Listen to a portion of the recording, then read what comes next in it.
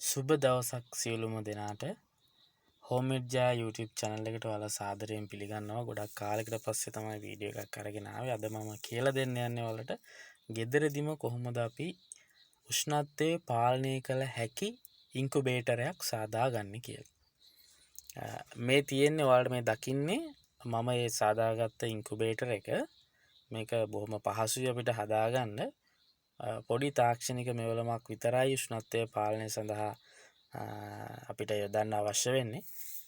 ඒ ගැන මම ඔයාලට පැහැදිලිව කියලා දෙන්නම්. බොහොම සරලයි, ඔයාලට ගෙදරදී හදාගන්න පුළුවන්. හොඳයි, එහෙනම් අපි මේ වීඩියෝ එක බලමු. මුලින්ම මම මේක නම් මම කලින් මම වෙන වැඩකට සාදගෙන තිබ්බ මේ පොඩි පෙට්ටියක් ලෑලි වලින් හදපු. ඉතින් මට හිතුණා මේක හොඳයි කියලා මේ වැඩේට. ඉතින් ඔයාලටත් එහෙම එකක් තියෙනවා නම් එහෙමයි, එහෙම නැත්නම් කාඩ්බෝඩ් පෙට්ටියක් හරි රුජි ෆෝම් බොක්ස් එකක් හරි මේක සඳහා පාවිච්චි කරන්න පුළුවන්.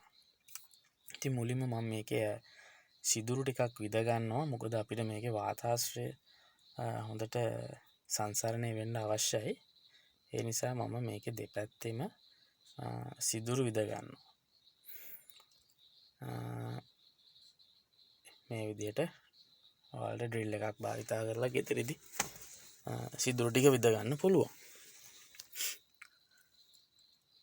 මේකට ලෑලි පෙට්ටියක් නැත්නම් ඔයාලට తాවකාලිකව කාඩ්බෝඩ් පෙට්ටියක් පාවිච්චි කරන්න පුළුවන්. නමුත් ස්ථීරවම ඔයාලා දිගටම මේක ස්වන් රැකියාවක් විදිහට කරගෙන යනවා නම් ලෑලි පෙට්ටියක් හරි ඒ සඳහා අවශ්‍ය ඍජු ෆෝම් පෙට්ටියක් වුණත් කමක් නැහැ, යොදා ගන්න පුළුවන්. මෙතන මැදින් මම සිදුරක් විද ගන්නවා. මේක හෝල්ඩර් එක සඳහා එන වයර් ටික අපිට එළියට ගන්න තමයි දාගන්නේ. ඉතින් මේ විදිහට හෝල්ඩර් එකක් අරගෙන ඒකට අවශ්‍ය විදුලි සැපයුම ලබා දීම සඳහා වයර් එකක් සම්බන්ධ කරගන්නවා.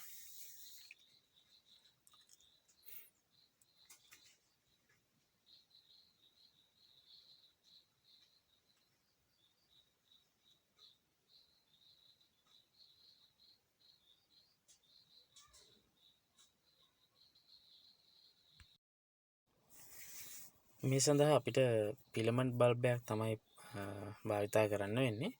ඒ සඳහා වොට් 75 100 වගේ බල්බයක් අපිට මේකට යොදා ගන්න පුළුවන්. එහෙම නැත්නම් වොට් 41ක් වුණත් ඇති.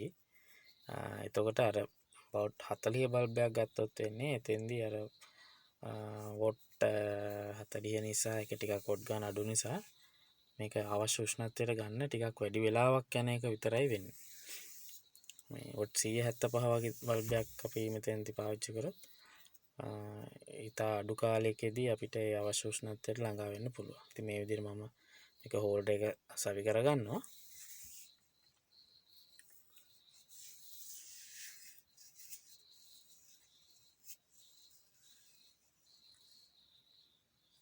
හරි, හෝල්ඩර් එක සවි කරගෙන අවසන්. මේ තියෙන මම අර ඔයාලට කිව්වා මේ පොඩි උපකරණය. මේක ටෙම්පරේචර් කන්ට්‍රෝල් එකක්. මේකෙන් අපිට පුළුවන් අපිට අවශ්‍ය උෂ්ණත්වයේ ඇතුළ අපිට රඳව ගන්න. මේකෙදී මෙතනින් අපිට AC කරන්ට් එක දෙන්න තැනක් තියෙනවා. මේ ඉන් කියලා තියෙන තැනට දෙන්න තියෙන අපිට AC කරන්ට් එක. ඊට පස්සේ මේ අවුට් කියන තැනින් අවුට් එකෙන් අපිට ඒ අදාළ වෝල්ටේජ් එක නැවත අවුට් කරන්න පුළුවන්. يعني AC කරන්ට් එකම අවුට් වෙනවා. ඒ අවුට් වෙන්නේ ඒ අදාළ උෂ්ණත්වයට එනකන් තමයි. ඊට පස්සේ අපි ආයෙ දෙනවා මේක ස්ටොප් වෙන, ඒ කියන්නේ ටෙම්පරේචර් ස්ටොප් ලිමිට් එකක් තියෙනවා. අපි ඒක මෙතන මම පස්සේ කියන්නම් ඔයාලට හදන විදිය. ඒ තැනදී ඒක කට් වෙනවා. ඉතින් මම මේකට දාගෙන තියෙන්නේ මේ අවුට් එකට මම දාගෙන තියෙන්නේ මේ තියෙන බල්බ් එකේ අපේ බල්බ් එකත් මම පාවිච්චි කරේ අවශ්‍ය විදිහට අපිට ගලවලා අයින් කරන්න පුළුවන් විදිහට. මොකද මේ යුනිට් එක මට නැවත වෙන දෙයකට පාවිච්චි කරන්න පුළුවන් විදිහට තමයි මම මේ හදාගෙන තියෙන්නේ. යුනිට් එක මම මේ විදිහට මේ බෝඩ් එකට, ඒ කියන්නේ ලෑලි පෙට්ටියට අපි සවි කරගන්නවා.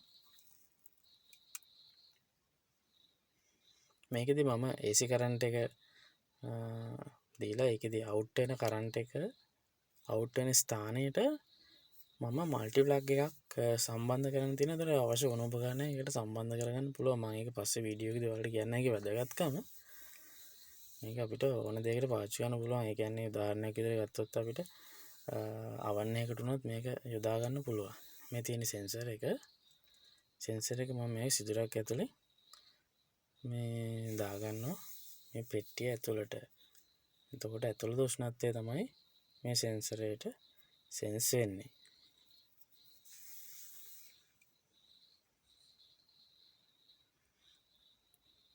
ඊට පස්සේ අර බල්බ් එකට මම සවි කරගත්ත ප්ලග් টොප් එක මේ මල්ටි ප්ලග් එකට සම්බන්ධ කරගන්න. ඊට පස්සේ මේකට අපි AC විදුලිය ලබා දෙනවා. බල්බ් එක මේ විදිහට සම්බන්ධ කරගන්නවා.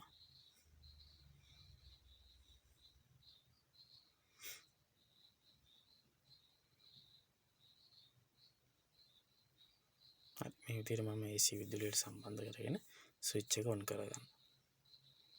ඔව්. දැන් ස්විච් එක ඔන් කරා. ඔන්න ලයිට් එක පත් වෙලා තිනවා.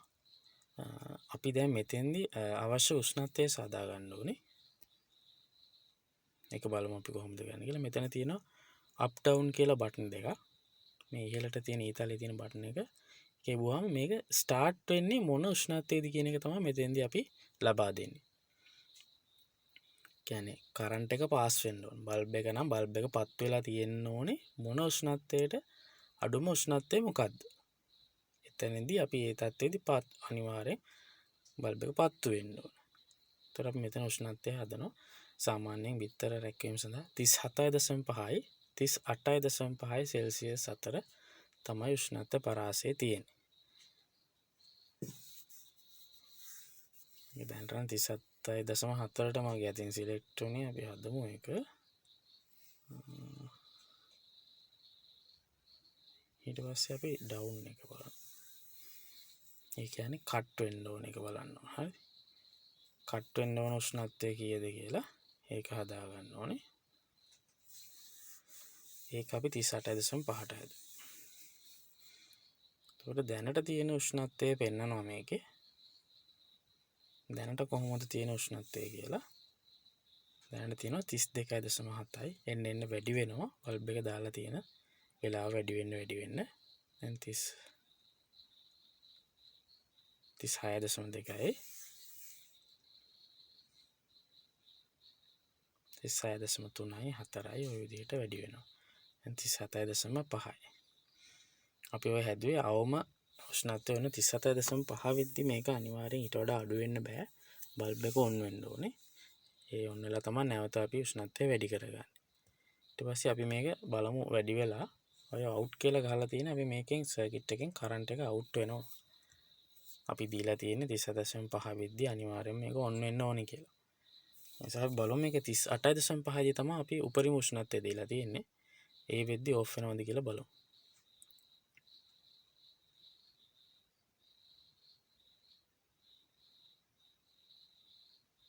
38.1යි. දැන් අපි මේක නිකම්ම බල්බ් එකක් දාලා හැදුවා නම් එහෙම මේකේ අපිට උෂ්ණත්වය පාලනය කරන්න බෑ. බල්බ් එක දිගටම දාලා තියෙද්දි ඇත්තටම උෂ්ණත්වය එන්න වැඩි වෙනවා. ඉතින් ඒක බිත්තර රැක්වෙනදා එච්චරම සුදුසුකමක් නෙමෙයි. ඒතකොට ඒ සාර්ථකත්වය අඩුයි. ඒ නිසා අපි නියමිත උෂ්ණත්ව පරාසය හදා ගන්න පුළුවන් නම් ඒක ගොඩක් වටිනවා. බලන්න 38.4යි 38.5 වෙද්දි මේක ඕෆ් වෙන්න ඕනේ. හරි 38.5යි බල්බ් එක ඕෆ් වුණා. ඒ කියන්නේ අපේ ගැජට් එක හොඳට වැඩ කරනවා. සාර්ථකයි. ඊට පස්සේ නැවත මේක ආපහු උෂ්ණත්වය අඩු වෙනවා. දැන් බල්බ් එක ඕෆ් වෙලා තියෙන්නේ. එතකොට ආපහු ටික ටික ඇතුලේ උෂ්ණත්වය අඩු වෙනවා. හැබැයි 37.5 වෙද්දි අපි මේක ආය නැවත ඔන් වෙන්න ඕනේ කියලා තමයි මේකට දීලා තියෙන්නේ. අපි බලමු 37.5 වෙද්දි බල්බ් එක නැවත ඔන් වෙලා මේකේ උෂ්ණත්වය නැවත 38.5යි අතරතුර වැඩි කරගන්නවද කියලා. 37.8ට බහැලා තියෙන දැන් 37.7යි 37.6යි බලමු. හරි 37.5යි බල්බ් එක ඔන් වුණා. ඒ කියන්නේ මේක බොහොම සරලයි. ඔයාලට හරිම ලේසි කරගන්න මම පැහැදිලිව කියලා දුන්න එකයි. ඉතින් මේක ගෙදෙද්දිම හදාගන්න පුළුවන්. අපි ලොකු මුදලක් දීලා වේදම් කරලා ඉන්කියුබේටර්ස් ගන්න අවශ්‍යතාවයක් නැහැ. ඉතින් ඔයාලත් try කරලා බලන්න. ඒක හදන්න පුළුවන් අනිවාර්යෙන්. මොනවා හරි ගැටලුවක් තියෙනවා නම් comment section එකේ පහළ comment එකක් දාන්න. ඉතින් ඕනම දෙයකට මම උත්තරයක් දෙන්නම්. ගැටලුවක් නැහැ. තාක්ෂණික දැනුමක් කියලා ලොකු දෙයක් අවශ්‍ය නැහැ මේ ගැජට් එක. ඇත්තටම මම AliExpress එකෙන් තමයි මේක ගෙන්න ගත්තේ. මේ මම දෙකක්ම ගෙන්න ගත්තා. එතකොට මට වැටුනේ රුපියල් 600 ගණක් වගේ මේකක් වැටුනේ. මේ වීඩියෝ එකේ මට ඇත්තටම අවශ්‍යතාවය තිබුණේ අපි කොහොමද ටෙම්පරේචර් එක කන්ට්‍රෝල් කරන්න පුළුවන් ඉන්කියුබේටර් එකක් හදාගන්නේ කියලා. ඉතින් ඒකෙදි විශේෂ වාසි තියෙනවා. වැය වෙන විදුලිය අවමයි. ඒ වගේම නියමිත උෂ්ණත්වයේ මේ බිත්තර තබා ගැනීම තුළින් අපිට පැටව ගැනීමේ සම්භාවිතාවය වැඩි වෙනවා. ඉතින් ඒ වගේ කාරණා නිසා මේක ඉතාමත් වැදගත් වෙනවා ඔයාලට. ඉතින් මට අවශ්‍යතාවය තිබුණේ ඒ සම්බන්ධව ඔයාලව දැනුවත් කරන්න. ඉතින් බොහොම ස්තුතියි වීඩියෝ එක අවසන් වෙනකන් නැරඹුවට. මම නැවත වීඩියෝ එකක් කරන්න බලාපොරොත්තු වෙනවා කොහොමද මේ නිවැරදිව අපි කුකුල් පැටව ගැනීම සඳහා මේ බිත්තර රැකවන්නේ කියලා. ඒ සඳහා විශේෂ අවශ්‍යතා ගොඩක් තියෙනවා. ඉතින් ඒ සඳහාම වෙන වීඩියෝ එකක් කරන්න. ඉතින් වීඩියෝ එක අවසන් වෙනකන් නැරඹුවට බොහොම ස්තුතියි. නැවත වීඩියෝ එකෙන් හමු වෙමු. සුබ දවසක්.